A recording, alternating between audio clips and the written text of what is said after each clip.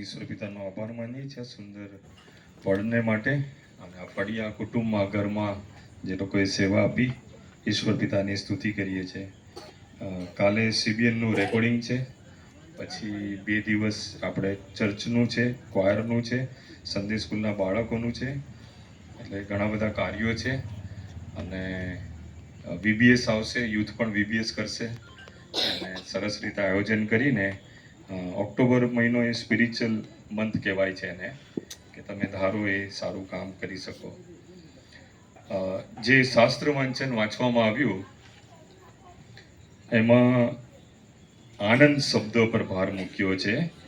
અને યોહાન 15 અને 5માં પણ દ્રાક્ષાવેલો છું ને તમે ડાળી છો, અને યોહાન 15 અને 16માં પણ કે તમે ફળ આપો.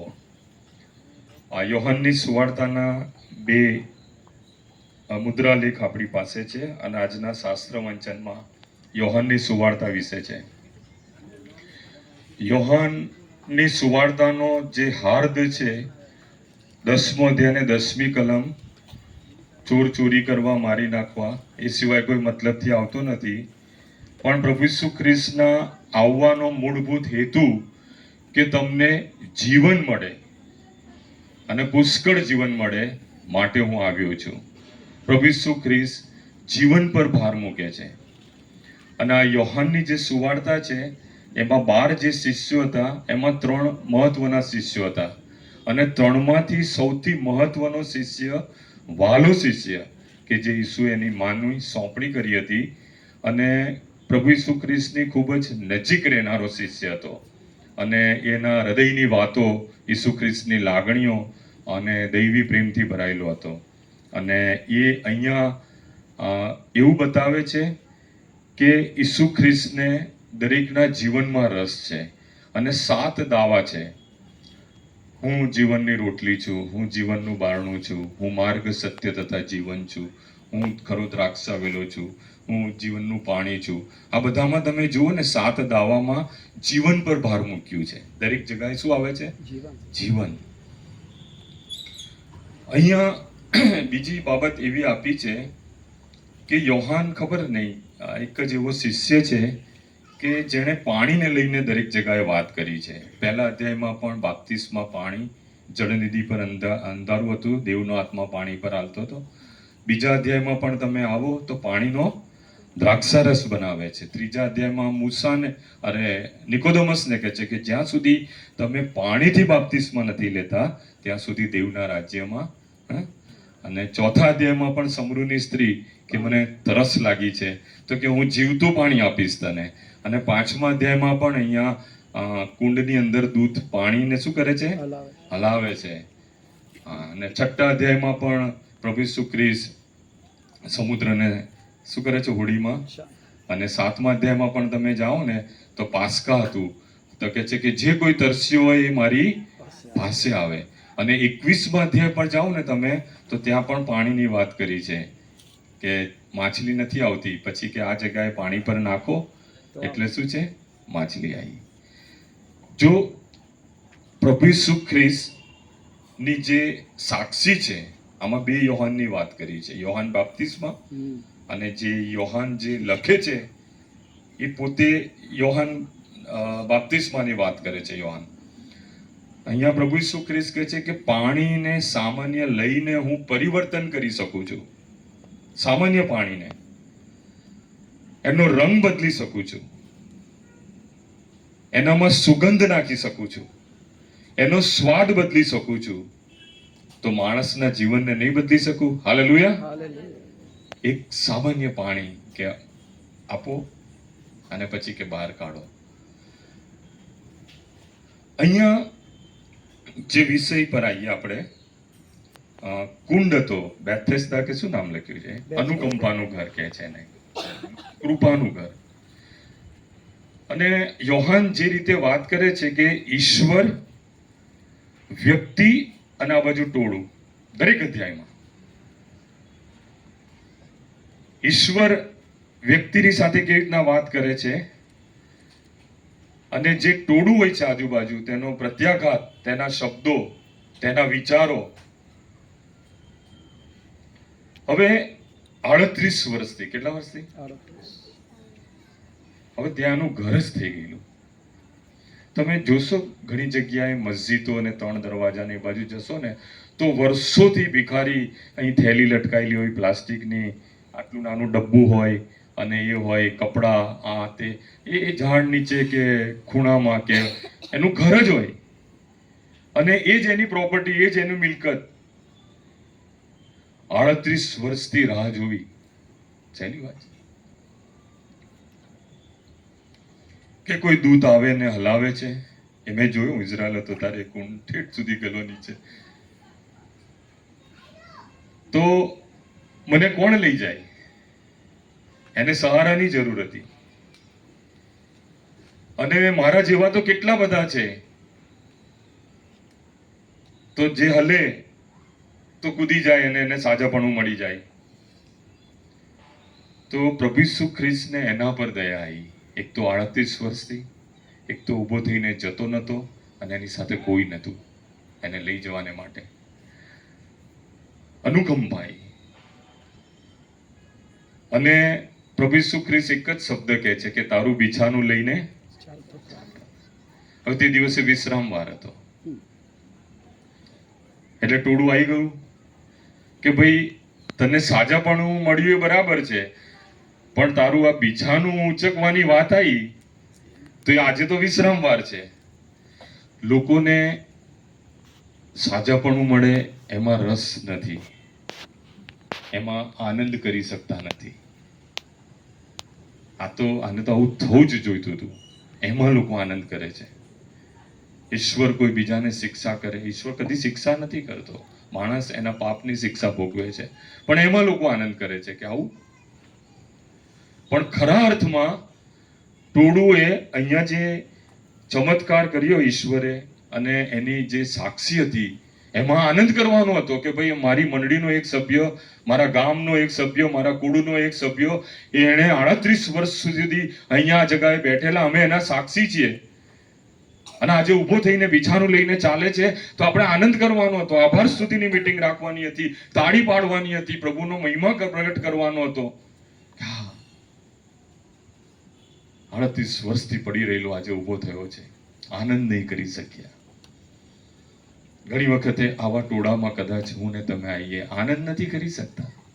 બીજાની પડતીમાં આનંદ થાય પણ કોઈની પ્રગતિમાં. અને વિશ્રામવાર વિશે બહુ ભાર મૂકે છે. અને યોહાનની આખી સુવાર્તા 21 અધ્યાય વાંચો તો કે મૂસા કરતા પણ હું અહીંયા મોટો છું, એલિયા કરતા, દાઉદ કરતા પણ હું મોટો છું.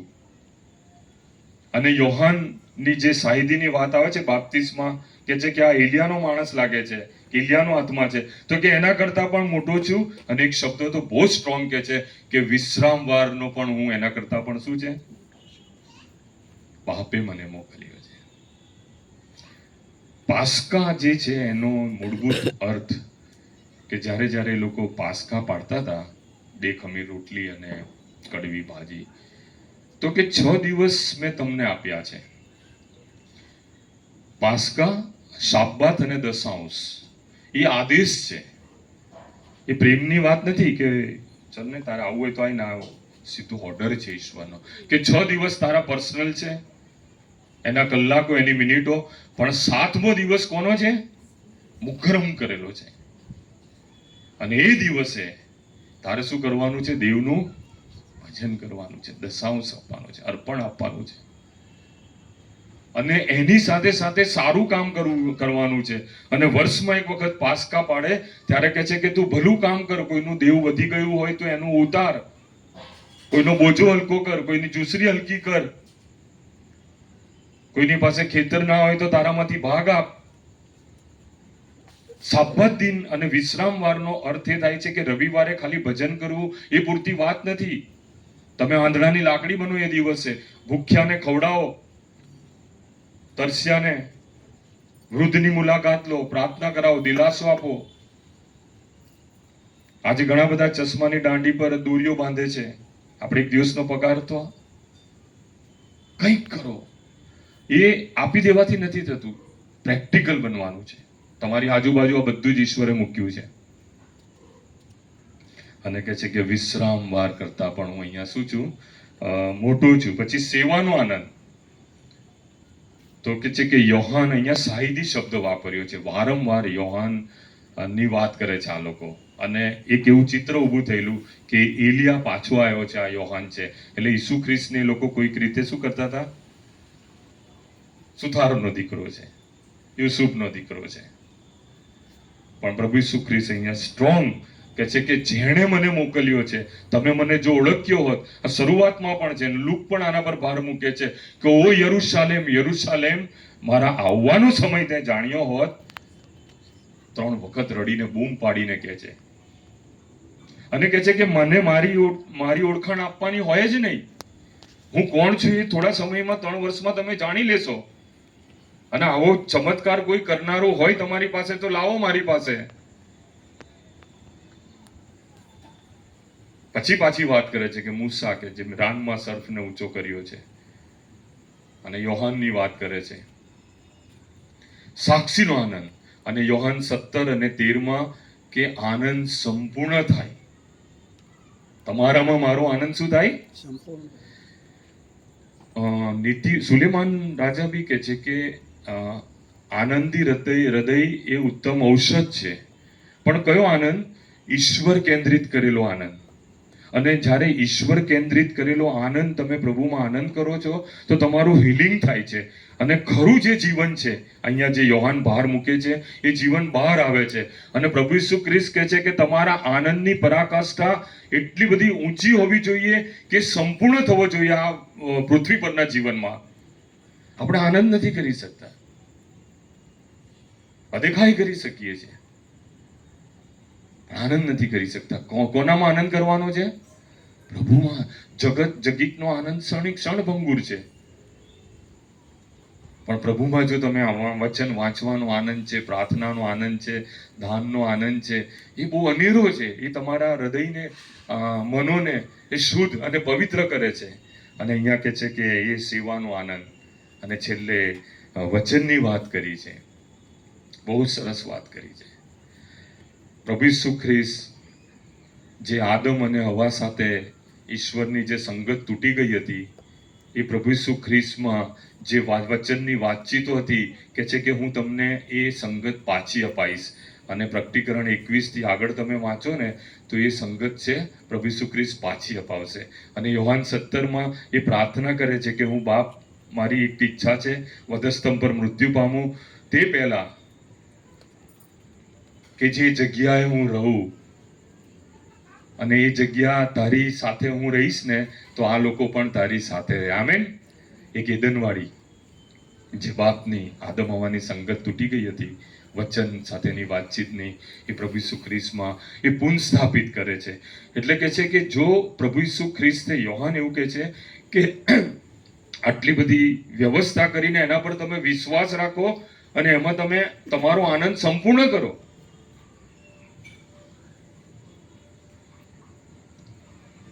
અને છેલ્લે અહીંયા એક વાક્ય બહુ સરસ લખે છે કે ઈસુ તેઓને ઉત્તર દીધો, શું મેં તમને 12ને પસંદ કર્યા નતા, પણ તમારામાંના એક જણને તો શેતાને લીધો છે. કલ્પના કરો તમે, પ્રભુ ઈસુ ખ્રિસ્ત અહીંયા જે આ યોહાન કહેવા માંગે છે કે એ અંતર્યામી હતા, પવિત્ર આત્માથી ભરપૂર હતા, દેવનો પુત્ર હતો, એ ભવિષ્ય પણ જાણતા હતા, ભૂતકાળમાં પણ બાપની સાથે હતા. અને જે વ્યક્તિ એને પાડી નાખવાની છે એને ઠેઠ સુધી સાથે રાખી, તક બી આપી કે તું આ સેવામાં આનંદ કર.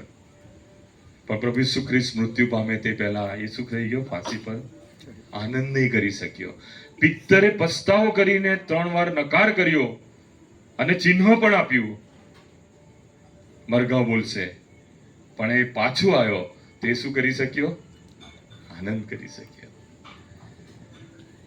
પ્રભુમાં આપણે આનંદ કરીએ. ગૃહજીવન સપ્તાહ છે.